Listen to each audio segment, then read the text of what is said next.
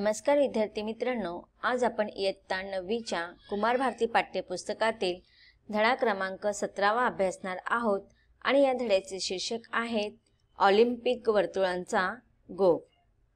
Olympic वर्तुळाचा गोफ या पाठाचा हा सेशन क्रमांक पहिला आहे।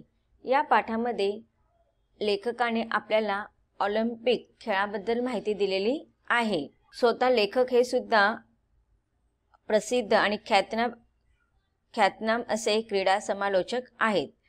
पाठ अभ्यासताना आपण या पाठाच्या लेखकांबद्दल संक्षिप्त माहिती जाणून घेणार आहोतच, पण या प्रस्तुत पाठामध्ये लेखकांनी ऑलिम्पिकचे स्वरूप कसे असते याचे वर्णन मोजक्या शब्दामध्ये केलेलं आहे। ऑलिम्पिकचा इतिहास, खेळासाठी केली जाणारी अवाढव्य तयारी, जगभरातील राष्ट्रांचा सहभाग, ऑलिम्पिकचे महत्त्व, ऑलिम्पिकमधील गाजलेले काही खेळाडू इत्यादी माहिती या प्रस्तुत पाठामध्ये लेखकांनी आपल्याला दिलेली आहे। ऑलिम्पिकमुळे बंधुभाव निर्माण होण्यास फारच मदत होते, हे लेखकाने आवर्जून आपल्याला ह्या पाठाच्या माध्यमातून सांगितलेलं आहे। चला तर आता आपण प्रत्यक्ष पाठाकडे वळूया। ऑलिम्पिक वर्तुळांचा गोफ या पाठाचे लेखक आहेत बाळ ज पंडित। यांचा कालावधी 1929 ते 2015 हा आहे। लेखक बाळ पंडित हे प्रसिद्ध लेखक आहेत, पण क्रिकेट सामन्यांचे ख्यातनामी असे समालोचक आहे। पहिले शतक, कुमारांचे खेळ, क्रिकेटमधील नवलकथा इत्यादी यांचे पुस्तके प्रसिद्ध आहेत। लेखक बाळ पंडित हे स्वतः क्रिकेट सामन्यांचे समालोचक जरी असले तरी त्यांच्या जीवनाची विशेषता म्हणजे ते मैदानावरही प्रत्यक्ष खेळले होते। रणजी चषक सामन्यामध्ये त्यांचा प्रत्यक्ष सहभाग होता। त्यांना महाराष्ट्र संघातही स्थान मिळालेले होते, मात्र समालोचक म्हणून ते जास्त प्रसिद्ध झाले। त्यांनी मराठीतून अत्यंत रोचक भाषेमध्ये क्रिकेटचे समालोचन केलेले आहे आणि मराठी समालोचन सुद्धा लोकप्रिय केले। खेळ व खेळाडूंवर त्यांनी भरपूर लेखन केलेले आहे। साध्या सोप्या भाषेत लेखन करणे हा त्यांचा विशेष होता। हा झाला लेखक बाळ पंडित यांच्याबद्दल संक्षिप्त परिचय। आता आपण या पाठाचा आशय समजून घेऊया। ऑलिम्पिक वर्तुळांचा गोफ, याच्यामध्ये बघा पाठाच्या या शीर्षकामध्ये वर्तुळ हा शब्द लिहिलेला आहे, तर हे वर्तुळ जे आहेत ते ऑलिम्पिक या खेळाचे बोधचिन्ह आहेत, त्यात आपण पाठामध्ये समजून घेणार आहोत। ऑलिम्पिक सामन्यांची सुरुवात का व कशी झाली, हे सामने भरवण्यामागील उद्दिष्ट कोणते, ऑलिम्पिक वर्तुळांचा अर्थ काय, या सर्वांचा आढावा प्रस्तुत पाठामध्ये लेखक बाळ पंडित यांनी दिलेला आहे। प्रस्तुत पाठातून जागतिक ऑलिम्पिक क्रीडा स्पर्धाविषयीची माहिती दिलेली आहे। चला तर आपण प्रत्यक्ष आता पाठ अभ्यासूया। मनुष्याच्या सर्वांगीण व्यक्तिमत्व विकासात क्रीडेचे महत्त्व अनन्यसाधारण आहे। ज्याप्रमाणे प्रत्येक व्यक्तीला आरोग्य संपन्न असं आयुष्य जगण्याचा हक्क आहे, तर त्या व्यक्तीच्या जीवनामध्ये सर्वांगीण व्यक्तिमत्वासाठी, त्याच्या सर्वांगीण व्यक्तिमत्वाच्या विकासासाठी खेळाचे त्याच्या जीवनामध्ये अनन्यसाधारण असे महत्त्व आहे। सर्व स्तरावर खेळले जाणारे क्रीडा सामने हे जगभरातील क्रीडा प्रेमींचे लक्ष वेधून घेणारे ठरतात। संपूर्ण जगभरातील क्रीडा सामन्यात ऑलिम्पिक क्रीडा सामन्यांना एक मानाचे स्थान आहे। ऑलिम्पिक 2020 म्हणजेच 2020च्या विजयाचे उद्दिष्ट डोळ्यासमोर ठेवून आपल्याला आवडणाऱ्या खेळांवर लक्ष केंद्रित करून त्यात पारंगत होऊन आपल्या देशाला ऑलिम्पिक विजयाचे मानकरी होण्यासाठी अधिकाधिक प्रयत्नशील राहूया। तर या पाठाच्या या परिच्छेदामध्ये ऑलिम्पिक क्रीडा सामन्यांचं महत्त्व सांगितलेलं आहे की दर 4 वर्षांनी हे ऑलिम्पिक क्रीडा सामने भरवले जातात, ते वेगवेगळ्या देशामध्ये भरवले जातात आणि दर 4 वर्षानंतर हे क्रीडा सामने भरवले जातात. आता 2020 मध्ये जे काही पुढील ऑलिम्पिक क्रीडा सामना होणार आहे त्याच्यामध्ये आपल्या देशातील खेळाडू ह्या ऑलिम्पिक विजयाचे मानकरी असावे, याच्यासाठी आपण प्रयत्न केले पाहिजे. आता इथे लेखक आपल्याला हे आहे ऑलिम्पिक सामन्याचे वर्तुळ. जो आपला पाठाला जे शीर्षक दिलेलं आहे, ह्या शीर्षक ह्या वर्तुळाच्या आधारावरतीच या पाठाचं शीर्षक आपलं ठरलेलं आहे. आता इथे तुम्हाला ह्या वर्तुळांचा अर्थ मी समजावून सांगते.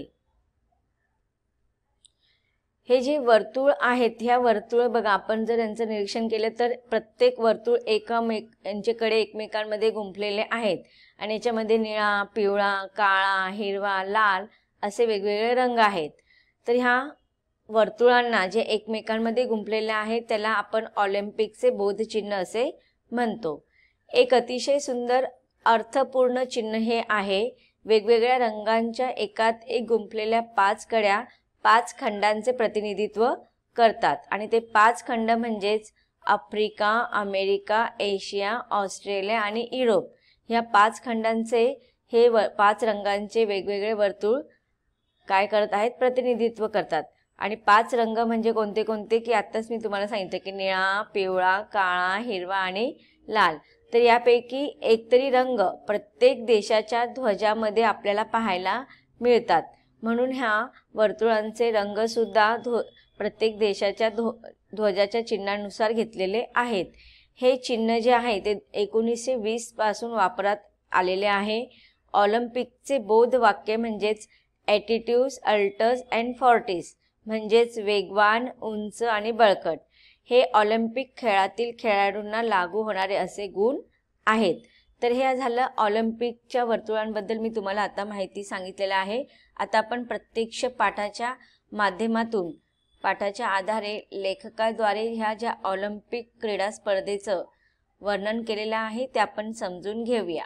ऑलिम्पिक गावाकडे आमची मोटार भरधाव वेगाने जात होती. गर्दी प्रचंड असली तरी रहदारीला अडचण मुळीच नव्हती. आता इथे बघा लेखक काय सांगत आहेत की ते ऑलिम्पिक गावाकडे गेले होते. ऑलिम्पिक गाव म्हणजे ऑलिम्पिक विलेज असं म्हटलं जातं की ज्या ठिकाणी हे ऑलिम्पिक क्रीडा स्पर्धा दर 4 वर्षांनी आयोजित केलं जातं. तिथे ह्या ऑलिम्पिक क्रीडा स्पर्धेमध्ये सहभागी होणाऱ्या सगळ्याच प्रेक्षकांचं, क्रीडा स्पर्धकांचं आणि जे काही मोठे मोठे अधिकारी किंवा स्पर्धेचा आयोजक वगैरे जे काही लोक ह्या ऑलिम्पिक क्रीडा स्पर्धेसाठी जमा होतात त्या ठिकाणाला ऑलिम्पिक विलेज म्हणजेच ऑलिम्पिक गाव असे म्हटलं जातं आणि तिकडे ही सगळी तयारी केली जाते. मग ह्या ऑलिम्पिक गावाकडे लेखक मोटारीने गेले होते आणि त्यांच्या भरधाव मोटारीने वेग घेतलेला होता.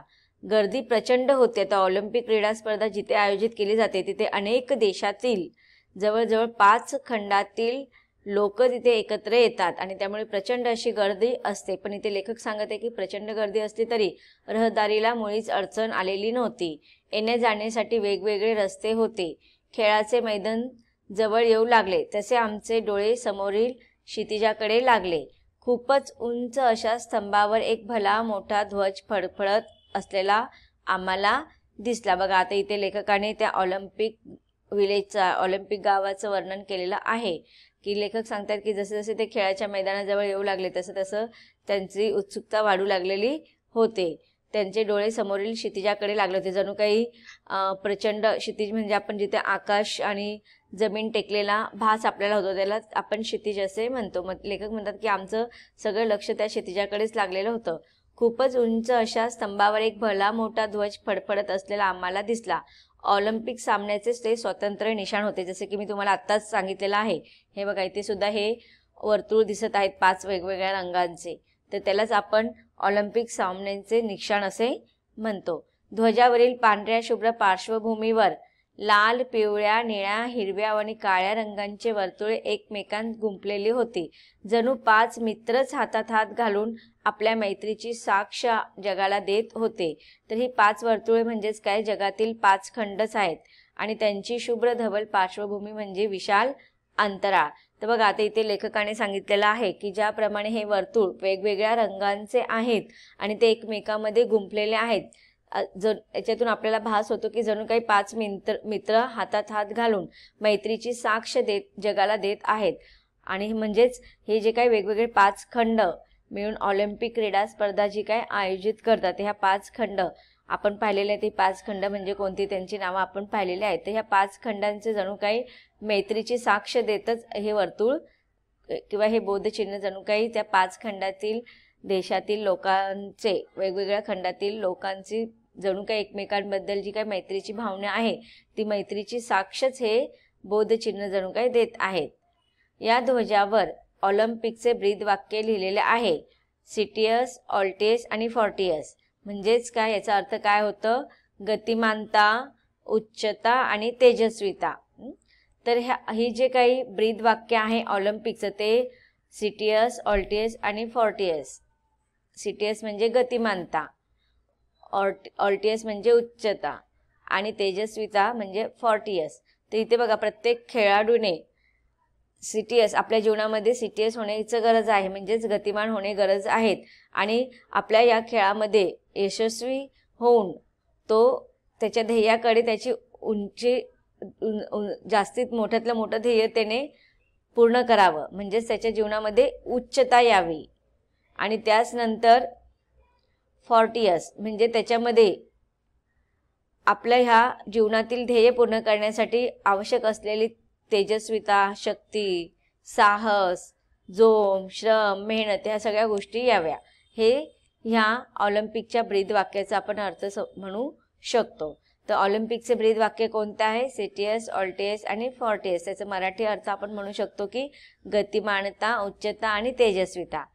पुढे लेखक सांगत आहे की प्रत्येक खेळाडूने जास्तीत जास्त गतिमान होण्याचा प्रयत्न केला पाहिजे, अधिकाधिक उंची गाठण्याची शिकस्त केली पाहिजे आणि बलसंवर्धनासाठी जास्तीत जास्त श्रम केले पाहिजे, असा संदेश हा ध्वज खेळाडूंना देत असतो. तर या ध्वजाचा ऑलिम्पिक क्रीडा स्पर्धेचा जो काही ध्वज आहे त्याच्यातून काय संदेश मिळतो त्याचं वर्णन इथे लेखकाने केलेलं आहे. या ध्वजस्तंभाजवळ एक स्फूर्तिदायक मशाल सतत तेवत असते. ऑलिम्पिक सामने म्हणजे क्रीडापटूंसाठी आणि क्रीडा शौकींसाठी एक पर्वणीच असते. पृथ्वीच्या पाठीवरील सर्व राष्ट्रांतील सुमारे 5 ते 6 हजार खेळाडू या सामन्यांमध्ये भाग घेतात. आता इथे बघा सांगितलेलं आहे, ह्या वर्तुळांचा अर्थ सांगितलेला आहे, बोध चिन्हाचा अर्थ सांगितलेला आहे. नंतर जे काही ब्रीदवाक्य आहे, घोषवाक्य जे आहे ऑलिम्पिकचं, त्याचा अर्थ लेखकाने आपल्याला अगदी मोजक्या शब्दामध्ये समजावून सांगितलेला आहे. त्या बाजूला जी काही मशाल असते त्याचं वर्णन सुद्धा इथे लेखकाने केलेलं आहे. त्यानंतर लेखक म्हणतात की हे ऑलिम्पिक सामने म्हणजेच काय, तर क्रीडापटूंसाठी आणि क्रीडा शौकीनासाठी एक मोठं पर्वणीच असते, एक मोठा उत्साह किंवा एक मोठा सण सारखाच हा साजरी केला जातो. पृथ्वीच्या पाठीवरील सर्व राष्ट्रातील सुमारे 5 ते 6 हजार खेळाडू या सामन्यांमध्ये भाग घेत असतात. मग ह्या सामन्यांमध्ये फक्त पुरुषच खेळाडू भाग घेतात असं नाहीये. अगोदरच्या काळामध्ये फक्त पुरुष खेळाडूच या ऑलिम्पिक क्रीडा स्पर्धेमध्ये सहभागी होत होते, परंतु आता स्त्री खेळाडूंची ही संख्या वाढलेली आहे. स्त्री खेळाडूंची संख्या 2000च्या आसपास असते. प्रेक्षागारात सुमारे 70 ते 80 हजार प्रेक्षक बसण्याची सोय असते. प्रेक्षागार म्हणजे जिथे प्रेक्षकांना बसण्याची, त्या मैदानाच्या चारी बाजूने गोलाकार जर मैदान असेल तर त्याच्या गोलाकाराने पूर्ण चहू बाजूने प्रेक्षकांना बसण्यासाठी जी काही व्यवस्था आयोजित केलेल्या असतात, त्या स्थानाला, ज्या ठिकाणी ही प्रेक्षकांना बसण्याची व्यवस्था केलेली असते त्या स्थानाला आपण प्रेक्षागार असे म्हणतो. मग ह्या ऑलिम्पिक क्रीडा स्पर्धा पाहण्यासाठी या सगळ्याच देशामधून, पूर्ण सगळ्या राष्ट्रांमधून सुमारे 70 ते 80 हजार प्रेक्षक बसण्याची सोय ह्या प्रेक्षागारामध्ये केलेली असते.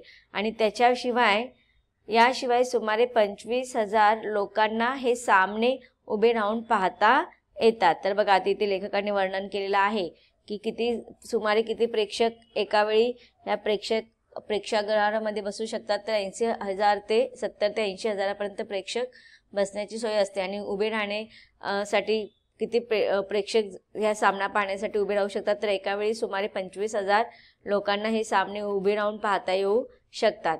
आणि त्याच्या पुढे लेखक सांगत आहेत की पोहण्याच्या शर्यतीसाठी 4-5 तलावही बांधलेले असतात. की बघा, ह्या ऑलिम्पिक क्रीडा स्पर्धेमध्ये वेगवेगळे प्रकारचे खेळांची स्पर्धा घेतली जाते, त्याच्यामध्ये पोहण्याची शर्यत सुद्धा असते. मग ह्या पोहण्याच्या शर्यतीसाठी या ऑलिम्पिक विलेजमध्ये, ऑलिम्पिक गावामध्ये पोहण्याच्या शर्यतीसाठी 4-5 तलाव सुद्धा बांधलेले असतात. तर विद्यार्थी मित्रांनो, पाठाच्या या भागामध्ये आतापर्यंत आपण ऑलिम्पिक सामन्याचे जे काही बोधचिन्ह आणि बोध वाक्य आहे त्याचा अर्थ आपण समजून घेतलेला आहे. आता हे ऑलिम्पिक क्रीडा स्पर्धेबद्दल लेखक आपल्याला अजून माहिती देणार आहेत. त्या माहितीचा आपल्याला जरूर आपल्याला फायदा होणार आहे. आपल्याला त्याबद्दल भरपूर माहिती मिळणार आहे. आणि आपण हा ऑलिम्पिक क्रीडा स्पर्धा, त्याच्या इतिहास काय आहे याबद्दल सगळं आपल्याला जाणून घ्यायचं आहे. अभ्यास आपल्याला जरूर करायचा आहे. परंतु त्याचा अभ्यास आपण पाठाच्या पुढच्या भागामध्ये पाहणार आहोत. धन्यवाद.